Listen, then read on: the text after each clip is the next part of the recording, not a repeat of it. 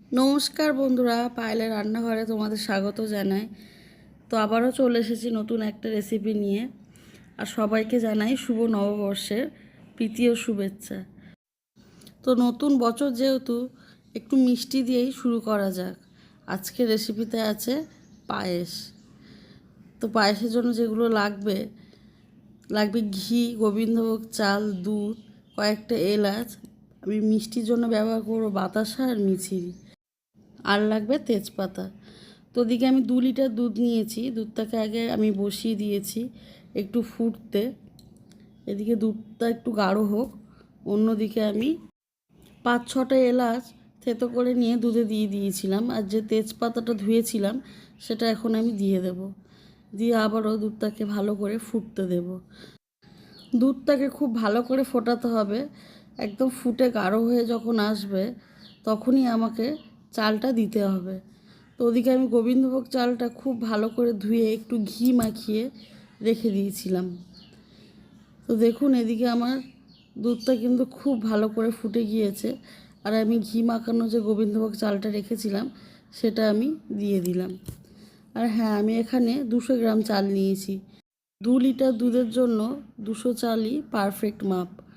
আপনারা বাতাসা আর মিছরির জায়গায় চিনি ব্যবহার করতে পারেন। আমি বাতাসা আর মিছরিটা এই কারণে দিলাম, বাতাসা দিলে বেশ একটা লালচে কালার আসে, দেখতেও ভালো লাগে, খেতেও একটা অন্যরকম স্বাদ হয়। চাল যখন একেবারে সিদ্ধ হয়ে যাবে তখনই কিন্তু মিষ্টিটা দিতে হবে। আগে দিলে কিন্তু হবে না, তাহলে চাল আর গলবে না। তো আমি সমস্ত কিছু এবার দিয়ে দেব।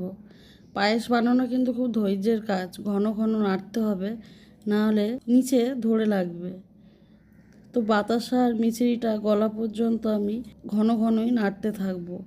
এবার আমি সামান্য নুন দেব। তো নতুন বছর কেমন কাটলো সবাই কিন্তু কমেন্টে লিখে জানাবেন। আমারও খুব ভালো কেটেছে নতুন বছর। আর কে কী করলে, কার বাড়িতে কী রান্না হয়েছে সেটা কিন্তু অবশ্যই কমেন্টে লিখে জানাবেন। তো দেখুন, এদিকে আমার পায়েস প্রায় হয়ে এসেছে।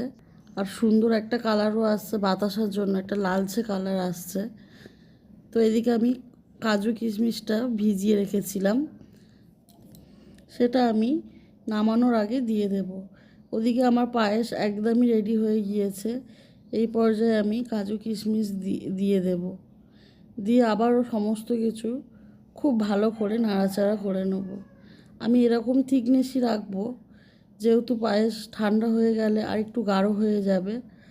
তো দেখুন, পায়েস কিন্তু একদম রেডি।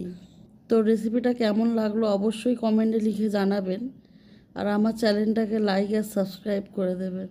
আবারও দেখা হবে নতুন কোনো রেসিপি নিয়ে। আর আমার থেকে নতুন কোনো রেসিপি জানতে চাইলে আমাকে অবশ্যই কমেন্টে লিখে জানাবেন। আবারও দেখা হবে নতুন কোনো রেসিপি নিয়ে।